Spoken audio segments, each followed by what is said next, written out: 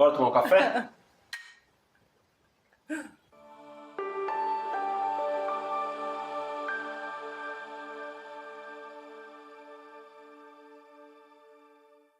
Bem-vindo, pessoal, ao Backstage Vet, a gente vai falar sobre o lado humano e real do médico veterinário.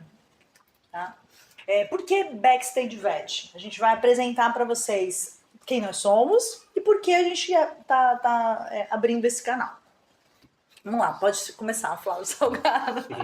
Olá, pessoal, meu nome é Flávio Salgado, sou esposo da Jordana, pai do Derek, sou médico veterinário e essa iniciativa foi para a gente conhecer realmente os bastidores, da gente conhecer dos veterinários, conhecer das pessoas por trás dos veterinários,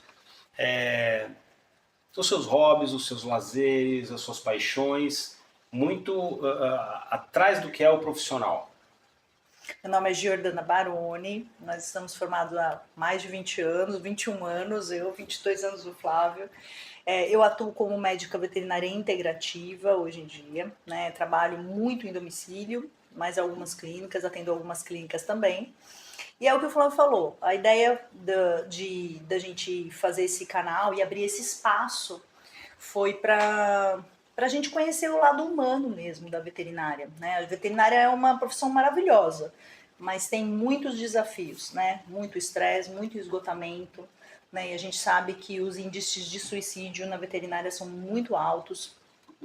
Então, a gente sentiu essa necessidade de abrir um espaço, né, para se aprofundar mais na pessoa depois do jaleco, atrás do jaleco, né? Quem são essas pessoas, né? Como elas vivem, o que elas também vai ter palhaçada por aqui, tá? Mas voltando para falar sério, né? É isso, a gente conhecer profundamente a pessoa, o que ela faz, os hobbies, né? E abrir um espaço para ela se colocar, para ela ser ouvida. Eu acho que isso é uma grande necessidade do profissional veterinário hoje em dia, ter essa visão, esse acolhimento, vamos dizer assim, não é a visão, esse acolhimento, tá? Então é isso que a gente vai fazer aqui. Hoje a gente vai começar o nosso primeiro episódio com uma pessoa maravilhosa, um médico veterinário maravilhoso, o meu esposo Flávio Salgado, vai começar contando a história dele. E aí, você quer começar livremente ou quer falar sobre por que você escolheu fazer medicina veterinária? Por que eu escolhi ser médico veterinário? Bom, quando eu era criança, eu era aqueles doidinhos que saía recolhendo os bichos na rua e levando para casa. Aí minha mãe ficava enlouquecida, clássico, né? Eu tinha uns 12 anos, já saía pegando os gatos, levando para casa. Tinha umas hamster que eu cuidava em casa, que elas brigavam, faziam machucado, e eu cuidava do meu jeito. E saía pegando os bichos na rua e nunca imaginei veterinário como uma profissão. E minha mãe ficava enlouquecida, porque minha mãe não é tão chegada em bicho assim, mas vai, leva nem lá, imaginar. leva lá. E aí a gente fez parceria com o veterinário do bairro que castrava e doava os bichos. Então eu pegava os animais, eles tinham as feridas, eu mexia nas feridas, eu tinha as hamster que eu não sabia como criar, colocava as duas fêmeas juntas, elas se detonavam, tirava as bicheiras delas do meu jeito. Nossa. Então foi assim o início, né? Foi meio... Só que nunca entendi isso como uma profissão. Eu gostava dos animais, gostava de cuidar, mas nunca via isso como uma profissão. E aí, beirando aí a época do Enem, faculdade, final de colegial, início de faculdade, faculdade não, né? Vestibular, início do vestibular, foi que me veio na cabeça, olha, por que não? E por que não? Né? E aí foi assim que eu iniciei na carreira, né? Na escolha da carreira. Né? E quando você entrou na graduação, era realmente, você queria trabalhar com imagem ou não? O que você entrou querendo fazer? Eu não sei se eu falei para vocês, né? Eu sou radiologista hoje, há 23 anos trabalhando com a parte de ultrassom, ecocardiograma, essa parte toda de radiodiagnóstico. E não, nunca pensei nisso. Então logo que entrei na faculdade, eu queria muito trabalhar com cirurgia, de pequenos, mas tinha um pezinho nos selvagens, né? Então toda a minha graduação eu fiz estágio, tanto em clínica de pequenos, mas também fazia os projetos que a faculdade direcionava para a área de conservação e projetos. Fiz estágio no projeto Tamar, aquele em Jundiaí, enfim, sempre correndo atrás ratinhos. No biotério da faculdade, trabalhei com os ratos. Os ratinhos trazia rato para casa. A Lucy queria ficar de cabelo em pé. Minha mãe ficava coitada da Lucy. Então foi essa o pequeno trajeto aí. E aí, quando saiu para o mercado de trabalho, o que encontrou? Foi uma diferença muito gritante? A faculdade é um mundinho de faz de conta, né? A faculdade, os custos são baixos, então todo paciente, todo cliente que entra lá, você consegue fazer um exame de sangue, um material de imagem, consegue fazer exames 1000, porque a faculdade tem interesse nisso, né? Então, com pouco investimento, o tutor consegue fazer vários exames.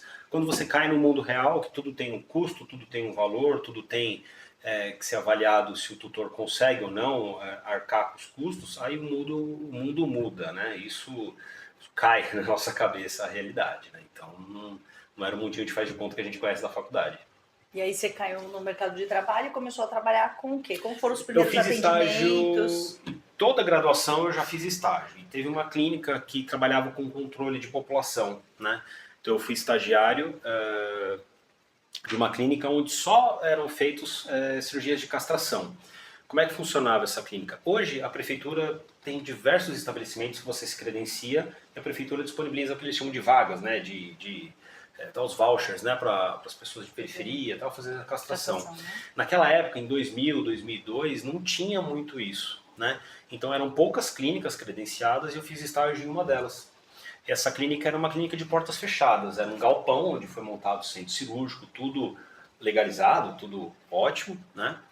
E eles tinham ônibus, esses ônibus de rua, de avenida. Imagina esses ônibus sem banco e tudo baia, né? Então iam as protetoras, iam uma semana antes, no meio de área livre, de favela, de periferia, cadastravam os clientes, e no dia determinado esse ônibus ia lá, 4 horas da manhã. Quem disponibilizava esse ônibus? Era a prefeitura? Não, esse ônibus era do estabelecimento, era da estrutura. E aí, esse ônibus ia na periferia, cadastrava, né, recolhia os animais, colocava nas baias, todos os tutores, né, ou os responsáveis ficavam com as guias, porque esse ônibus levava os animais até lá, faziam todas as cirurgias, uma média de 25 a 40 cirurgias por dia, e no final do expediente, já com todos os animais no pós-operatório já voltando e acordados, levava para a periferia, né? Então ele ia 4 horas da manhã, entre 4 e 5 horas da manhã, e voltava lá pelas 9 horas da noite para entregar de volta esses animais.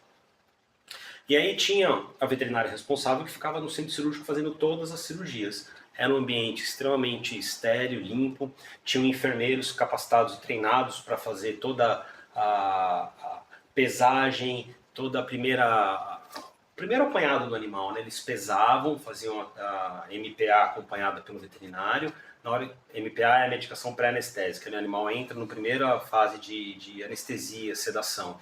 Então ficava mais molinho, aí os meninos, né, os enfermeiros raspavam a barriga, esvaziavam a bexiga, faziam uma primeira asepsia, o veterinário vinha, auxiliava a intubação, aí eles levavam o centro cirúrgico, ligavam o anestésico inalatório, o veterinário se paramentava, se preparava e fazia a cirurgia. A hora que ele terminava, ele desparamentava, eles iam trocando o animal, faziam uma linha de produção, para dar conta de fazer aí os seus 30, 40 animais por dia.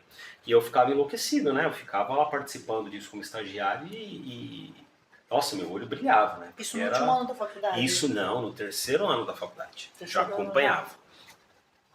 Aí, todo mundo tem a sua história, né? Não estou dizendo que é o certo, que é o errado, mas foi a minha história. Quando eu estava no 4º ano da faculdade, as pessoas do bairro onde tinham essa estrutura, eles ficavam de olho nesse entra e sai, ou nesse trâmite de animais ali, né? Então as pessoas do bairro começavam a levar para fazer consultas. Aí essa veterinária, o que aconteceu? Ela montou um pequeno consultório, e entre uma cirurgia e outra ela tinha que sair para fazer esse atendimento. Só que isso começou a dar um delay muito grande na campanha, né? No projeto da campanha da castração.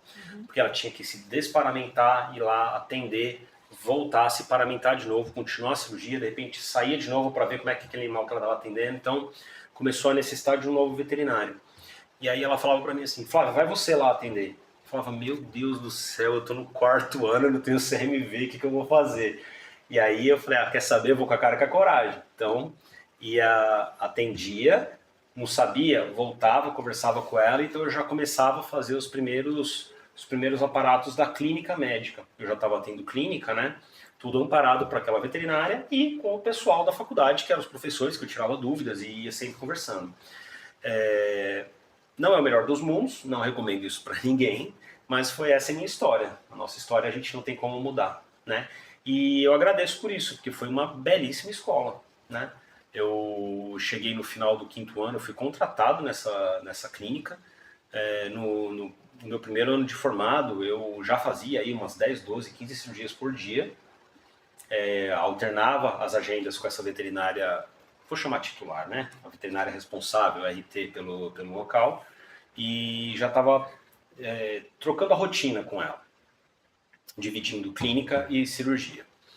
E uma coisa que eu, agora entrando para a parte do diagnóstico por imagem, que você perguntou. Não, eu perguntei quais foram os seus primeiros atendimentos, se esses teve foram os erros, primeiros. acertos. Nossa, Fala um pouquinho sobre isso. Atendia tremendo. Porque a gente vai ter bastante gente assistindo que está começando, né? E é legal a gente dar essas dicas também de como, quando a gente entra no mercado de trabalho, como que é. É totalmente diferente, né? Então, quais são os primeiros atendimentos? Como foram? Os primeiros atendimentos foram tremendo. Será que eu sou capaz? Será que sou eu? Será que esse... Nossa, meus professores eram ótimos, esse cachorro tá precisando daquele profissional, tá precisando daquele meu professor. Mas aí uma hora você entende que se aquele animal tá ali na tua mão, é porque é de você que ele precisa. É naquela região que ele tá, é ali que ele precisa daquele amparo. Então foi aí que eu comecei. Uma coisa, Jordana, que eu vejo hoje em dia, os veterinários eles não sabem ser autodidatas. O que eu quero dizer autodidata? Se a faculdade não dá para eles a instrução, eles não vão atrás. É uma grande choque dessa geração. Os nossos professores eles davam aula sim, eles ensinavam sim, mas eles falavam, pessoal, a matéria é o capítulo tal, leiam que próxima aula eu vou vir aqui só para tirar dúvidas e vou esboçar e mostrar as principais demandas que isso gera. Então a gente tinha que estudar muito por conta e chegava lá já meio que preparado para a aula. Eu tinha um professor, Flávio, na faculdade, eu não lembro que matéria ele era, bioquímica, acho que era bioquímica. Ele falava assim pra gente, o capítulo hoje eu vou ministrar o capítulo tal e tal, né, do livro. Vocês têm tantos minutos para ler e pode me fazer, para fazer questionamento, pode fazer questionamentos para mim a partir do que vocês entenderam. Você acredita nisso? Gente, então assim, é o que o Flávio tá falando, assim, ele é autodidata, você ia lá, você estudava e ele tava lá, ele falava, eu tô aqui totalmente disponível, se vocês tiverem qualquer dúvida, vocês vêm aqui e perguntam o que vocês... Isso não é passar pano quente com as más instituições que existem hoje em dia, como comércio, como business, como sim, negócio. não é isso. Mas a faculdade quem faz realmente é o aluno, você vai atrás da sua informação e faz isso acontecer.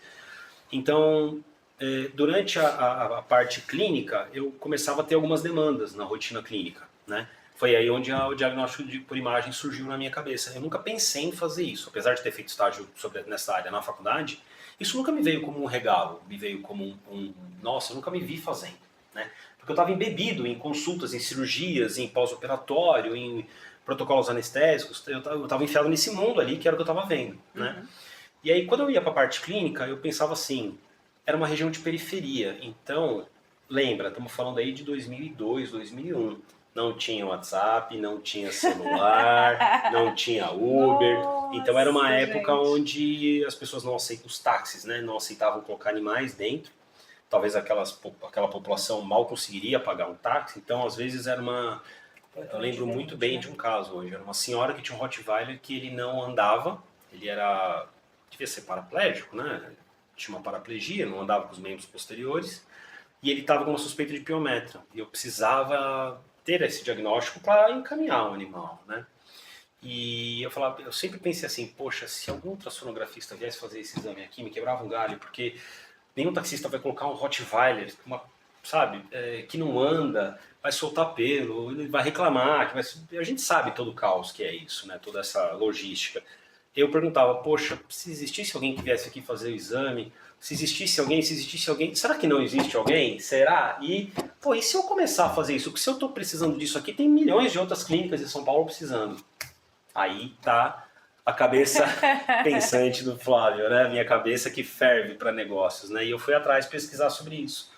Nessa época tinham poucos veterinários fazendo isso, né? E eu não conhecia nenhum. E aí foi onde eu fui atrás. E aí eu já estava meio injuriado daquela rotina clínica, já não me via mais fazendo aquilo, queria mudar. Foi quando eu decidi partir para o diagnóstico por imagem. Quanto tempo depois que você tinha começado a trabalhar? Eu estava no primeiro ano, eu não cheguei a cumprir. Bom, vamos levar em conta que eu estava do 3º para o 4º ano que eu iniciei essa atividade como estagiário, então eu fiquei o 4º ano inteiro, 5º ano inteiro. Depois de 6 meses do primeiro ano de formado, com CRMV na mão, é que eu decidi ir para o diagnóstico por imagem. Então, foram 2 anos e meio aí envolvidos na clínica médica e cirurgia, mas logo no primeiro ano já tinha uma bagagem, né? Então, já tinha experiência, já tinha a clínica médica como base para ultrassonografia, então foi a partir daí que eu fui atrás da parte de imagem. Você tem alguma situação engraçada que você lembra da veterinária todos esses anos de trabalho? Que você quer compartilhar, que pode ser compartilhado com a gente aqui. Que pode ser. Quem trabalha com ultrassom vai entender o que eu vou falar, e quem recebe ultrassonografista também vai. Teve uma vez que eu fui atender no centro de São Paulo, e quando a gente vai fazer ultrassom, a gente tem uma calha, uma espuma, né, que a gente apoia os animais de barriga para cima para fazer o exame. E a gente sabe como as pessoas têm esse apego, essa aproximação com os animais. Então eles sempre fazem aquela brincadeira, né? Ah, meu bebezinho, papapá, tal. E aí coloca na almofada, na hora que segura a patinha pra gente fazer o exame, sempre faz um carinho e beleza. Eu sempre espero isso, né? Para fazer ultrassom, a gente tem uma máquina de tosa que a gente faz a tricotomia. A tricotomia é a raspagem da barriga, né? Tirar os pelos pra gente fazer ultrassom. E nesse dia eu fui atender uma advogada. Então ela tava de terninho, toda pomposa, assim. Aquelas pessoas sem risos fáceis, né? Aquela pessoa de cara fechada, mas centrada, não tímida, mas bem contida, assim. E com um rabo de cavalo, né? Amarrado uma trança longa.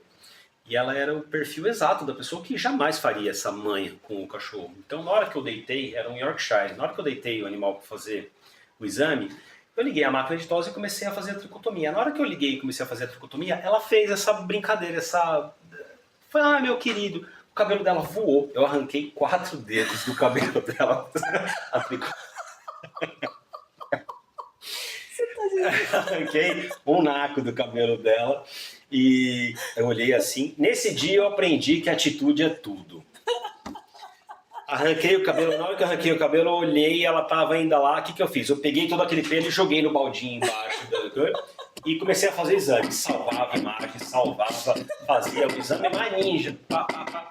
Na hora que eu terminei, eu falei, olha, então, você tá liberado, você pode ir embora, o laudo vai ser liberado em 24 horas e a doutora vai te ligar depois para conversar contigo. Eu queria que ela pisasse fora do pet shop o quanto antes, porque ela não tinha percebido que eu tinha cortado o cabelo dela. Eu falei, bom, se ela pisar fora do pet shop e ela voltar para reclamar, não existe isso nessa hora aqui. A gente faz banho e tosa, mas é tosa higiênica de animal, não é ia deixar quieto. Mas foi, foi... Atitude é tudo. Atitude é tudo, né? Flávio, agora uma pergunta, assim, bem do Backstage Vet mesmo, que a gente quer ver esse lado humano da pessoa. Então, quem que é o Flávio veterinário? O Flávio veterinário não, o Flávio. Quem é o Flávio Salgado? Diga quem você é, sem dizer o que você faz, né? É complicado. Fora da veterinária. Eu sei que é uma pergunta complicada, mas é uma pergunta importante, né? Sem... Caramba! É difícil, né? É difícil essa Como é que pergunta. eu vou dizer quem eu sou sem dizer se eu sou pai de alguém, se eu sou esposo de alguém, se eu sou um profissional? Porque, querendo ou não, são personagens, né? Que a gente desempenha. Máscaras, né? A gente vai desempenhando personagens, né? Personagem da profissão, personagem do pai, o personagem do esposo. Mas a gente demora para entender quem realmente é o Flávio Salgado. Filosoficamente falando, é um ser espiritual vivendo uma experiência material, querendo evoluir, mas não é isso que você quer saber. Olha, eu sou uma pessoa que eu gosto de me divertir. Eu sou uma pessoa que eu sou workaholic. Já fui workaholic. Hoje eu entendo que a medicina veterinária ela é uma das atividades que eu gosto de exercer. Eu gosto de música, eu gosto de esporte. Gosta de café? Gosto de café. Eu gosto de viajar, eu gosto de estar com os amigos e eu gosto sim de trabalhar. Mas essa ordem, o equilíbrio ele não existe, né? Então, hoje o que eu entendo que é o equilíbrio? Eu entendo o equilíbrio assim. Estou numa fase onde eu preciso me dedicar à minha profissão, então ela vai se sobressair sobre as outras áreas. Mas isso vai acabar, vai ter um outro momento em que eu vou precisar zelar um pouco mais pela minha saúde, estar presente com a minha esposa, com meu filho, vou estar viajando, sim, preciso descansar, preciso parar, preciso distrair e preciso voltar. Então, eu não acredito num equilíbrio diário. Não é todo dia que uma pessoa consegue se alimentar bem, se exercitar bem, cuidar da família, cuidar de trabalho e cuidar das finanças, gerir um negócio. Não. Vai ter horas que isso aumenta, vai ter horas que diminui e você vai ter que pôr o foco em cima de cada um. Então hoje o Flávio é um cara que está tentando equilibrar os pratinhos, igual um malabarista de circo, né? A hora do pratinho começa a bambear, você vai lá e... Enfim. Isso. Enfim. Isso é o que eu estou mirando hoje em dia. Você tem algum hobby fora? Tenho. E aí, tenho. qual que é? Música, conta pra gente. Música, adoro música, isso é uma paixão desde a infância. Quando eu estava na época da escolha de faculdade, era ou médico veterinário, ou arquiteto ou músico. Então isso sim, é uma coisa que eu gosto demais. Fazia luta quando era moleque, então era uma coisa que eu gostava. Hoje eu não pratico, mas é uma das coisas que eu gosto, me interesso. Esporte, academia, viagens, tudo isso faz parte, está dentro aqui. Legal, legal. E pode dar uma dica para o pessoal que está assistindo a gente, uma dica que você acha que é fundamental assim na medicina veterinária, para quem está se formando, né? Para quem está começando, uma dica bem, bem bacana aí. Aprende a dizer não. Isso é importantíssimo. Quando você diz não para os outros, você está dizendo sim para você. Aquela pessoa que quer agradar todo mundo, que quer fazer tudo. Isso aí é uma dica para a vida, né? Não é para medicina veterinária. Mas se a gente for pegar uma dica específica para a área de veterinária, entenda que você, médico, médica veterinária formado, você é um negócio. Então tente gerir a sua vida como se você fosse um negócio de uma pessoa só. Então o dinheiro que você ganha na veterinária não é todo o seu dinheiro, é o dinheiro do negócio. Então você separa um capital como se fosse um salário, separa um capital para sua poupança, reserva e investimento, reserva uma porcentagem desse dinheiro para você ter os seus lazeres e reinvestimento no negócio. Cursos, equipamentos, faça essa divisão. Se você começa, Flávio, eu não tenho muito dinheiro, a disciplina não começa com quantidade de dinheiro, ela começa com dinheiro, com a disciplina. Se você ganha R$500 por mês, você divide em 5 frações de 100. Se você ganha 5 mil, divide em 5 frações e você vai organizando as suas finanças. Então, aprenda a fazer isso desde o início, que a disciplina ela é importantíssima. Você, seu jaleco, seu CRMV, independente da área que você é um negócio. Show de bola. Show de bola, gente. É assim, foi mais uma história. A gente vai ter várias histórias por aqui. Se você quiser contar a sua história também, comenta aqui embaixo, tá? E conta a sua história pra gente. Vai ser uma delícia estar ouvindo aí e respondendo vocês, tá bom? Um abraço. Bem-vindos, pessoal. Bem-vindos.